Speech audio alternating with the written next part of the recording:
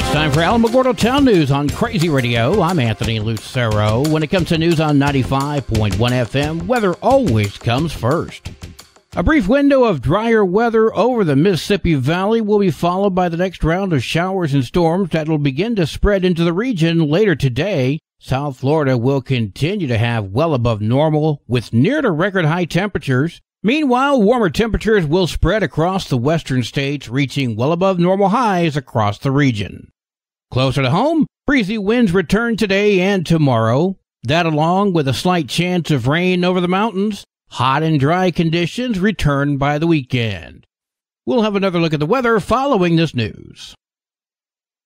Yesterday's City Commission meeting was canceled following the news of the unexpected passing of 13-year-old Sadea Burnett. She's the daughter of Monica Coble and City Commissioner Steve Burnett. She performed this past weekend at the Children's Music Theater of Alamogordo's presentation of Beauty and the Beast. The next meeting, scheduled for May 28th, will contain all business expected to have been handled last night.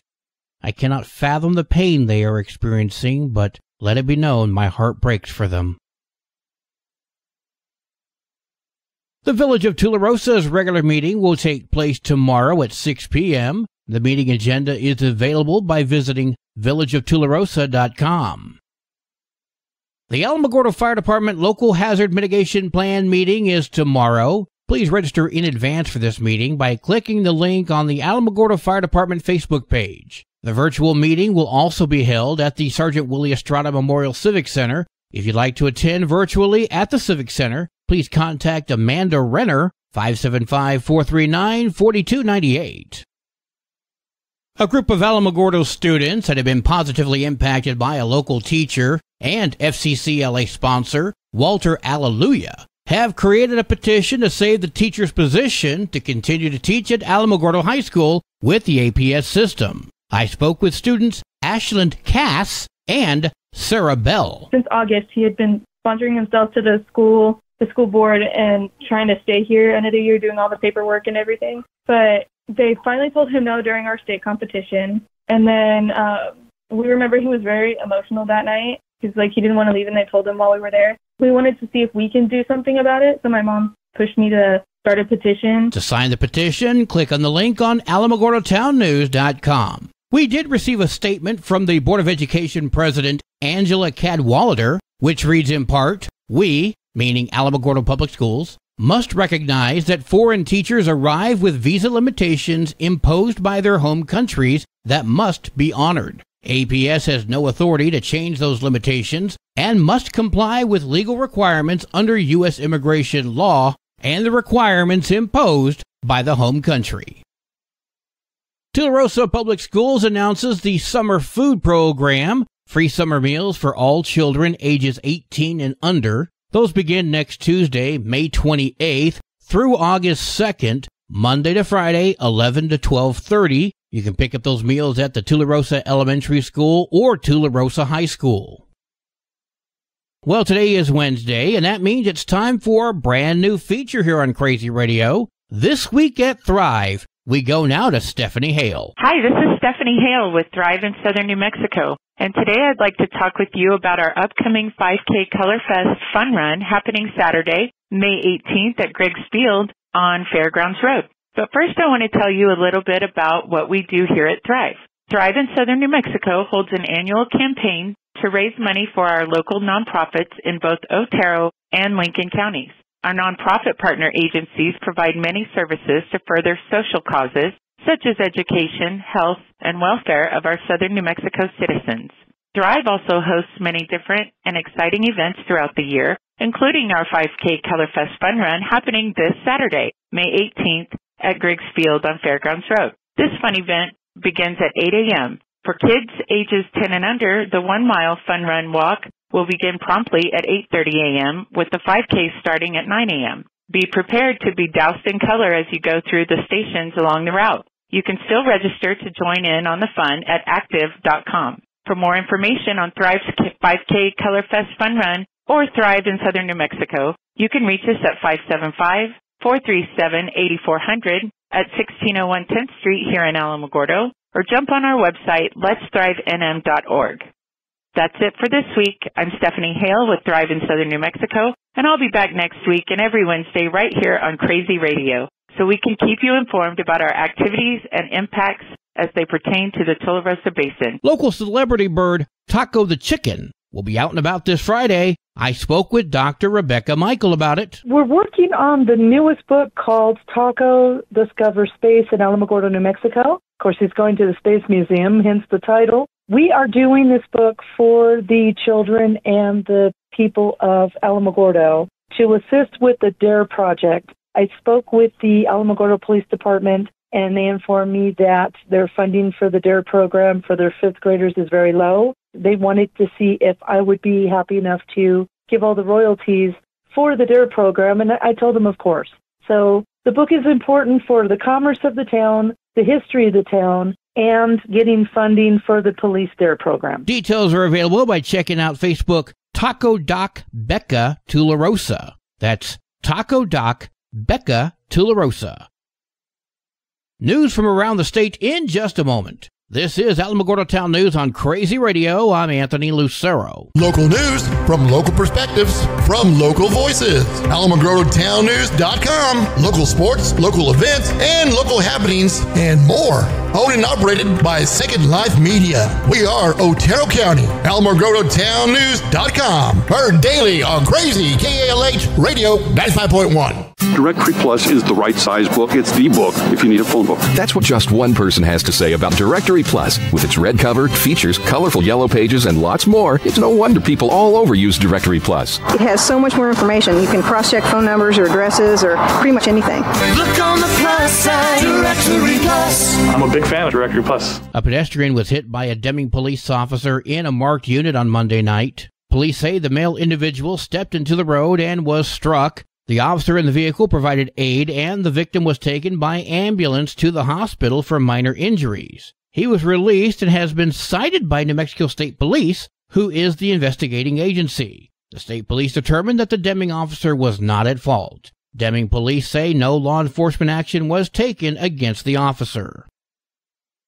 State police are also investigating a fatal law enforcement shooting which occurred yesterday. The shooting involved at least one deputy with the Quay County Sheriff's Office. All law enforcement officers are okay. That's according to the New Mexico State Police. The suspect died in the shooting and has not yet been identified. On Monday, a judge ordered the New Mexico Public Education Department cannot enforce the 180 school day rule, at least for now. This comes after the New Mexico Superintendents Association and 60% of New Mexico school districts sued the department. Judge Dustin K. Hunter listened to both sides for 6 hours during Monday's preliminary injunction hearing. The court is going to enter an order prohibiting the PED from enforcing 610.5 and further requiring the PED to follow the statutory language 22.2.8.1 and approve any budgets, calendar, submissions that comply with the statute. The Superintendents Association and school districts argue that the law is clear and the PED is only permitted to require a certain number of instructional hours as opposed to classroom days. Attorney Andrew Bradley Curtis represents the 120 plaintiffs who filed suit last month. Pursuant to the State Rules Act, no rule is valid or enforceable if it conflicts with statute. A conflict between a rule and a statute is resolved in favor of the statute. Curtis also argued the 180-day school will harm districts, but attorney Holly Agajanian, who represents the New Mexico Public School Education Department, disagrees. Schools that have been 4-day work school weeks will have to turn out how to be 5. Districts don't know how to fund them. Those are all harms that are going to come after the fact. These are not harms that come if there is a preliminary injunction in place while the court decides. The state argues that having a 180-day school year will improve educational outcomes and classroom time. Another aspect is the PED has requested each school district to create 2 budgets and 2 calendars. One would be how they normally operate, and the other would be how they operate under the 180-day rule. Now, some districts and charter schools are eligible to be exempt from this rule, so long as they can show growth in reading as well as language arts. But you see, that data will not become available until after the budget is due.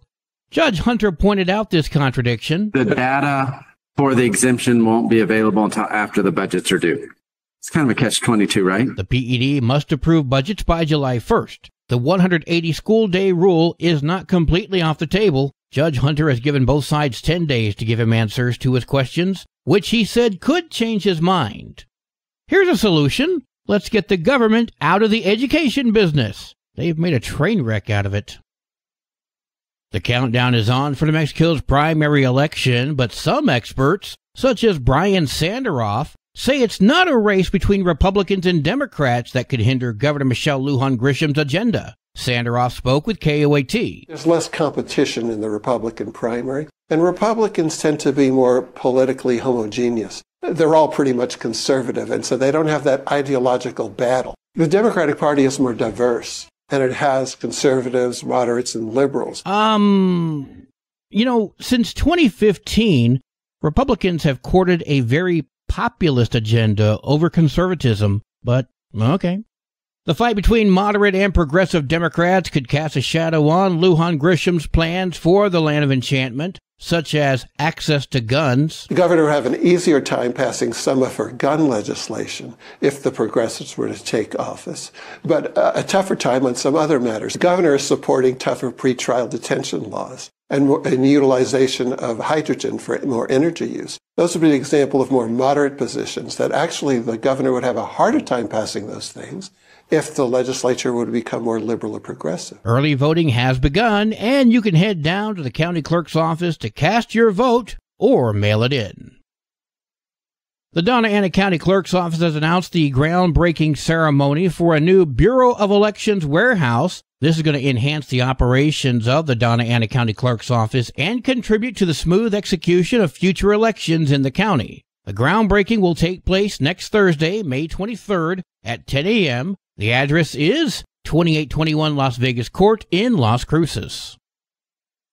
The State Transportation Commission is going to host a special meeting on May 23rd at 1 p.m. That'll be at the New Mexico Department of Transportation General Office, located at 1120 Cerritos Road in Santa Fe. The special meeting is to discuss the approval of Resolution 2024-02, authorizing the New Mexico Finance Authority to issue Series 2024 refunding bonds. Additionally, the State Transportation Commission meeting, originally scheduled for May 16th in Portales, has been rescheduled and will now be held on May 30th at 8:30. The State Transportation Commission meeting will still be held at the Eastern New Mexico University and hosted by NMDOT District 2. That meeting begins at 8:30 a.m. and will be held in the Campus Union Building. Sports and weather are next. This is Alamogordo Town News on Crazy Radio. I'm Anthony Lucero. They are role models and educators. Their work requires a great deal of time and energy for very little pay. Who are these unsung heroes? Thanks, Coach. Thanks, Coach. The simple truth about education-based athletics in New Mexico is this. Without a committed team of coaches and administrators, they just wouldn't be possible. School sports, they bring out the best in all of us. This message presented by the New Mexico Activities Association and the New Mexico Athletic Directors Association. There are 16 games for New Mexico softball today, including Hatch at Newcomb, Tucumcari at Ruidoso, and, to be announced, heads to Tularosa. Wow! Go, Lady Cats! Your Crazy Radio spot on weather forecast for the Tularosa Basin today calls for mostly sunny skies, winds gusting as high as 21 miles per hour. Mostly clear tonight, winds gusting as high as 21. Sunny tomorrow, 30% chance for showers and storms, winds gusting as high as 20. Your high today in the basin, 88. Low tonight of 57. High tomorrow, 81 degrees. In Cloudcroft, mostly sunny skies today, winds gusting at 23 miles per hour. Mostly clear tonight, winds gusting as high as 26. Mostly sunny tomorrow with a 40% chance for showers and storms, winds gusting as high as 25. Your high today in Cloudcroft, 67. Low tonight of 41. High tomorrow, 59 degrees. Local breaking news can be found on our website, alamogordotownnews.com, and learn more about Crazy Radio by visiting kalhradio.org. Also, check out the Crazy KALH Radio YouTube channel. That's where we post our daily newscasts, complete interviews, and other information which concerns everyone in the Tularosa Basin. Be sure to give this video a like and subscribe to our channel if you've not done so already. That way you too can remain informed of the goings-on in the Tularosa Basin. That concludes today's edition of Alamogordo Town News on Crazy Radio. I'm Anthony Lucero.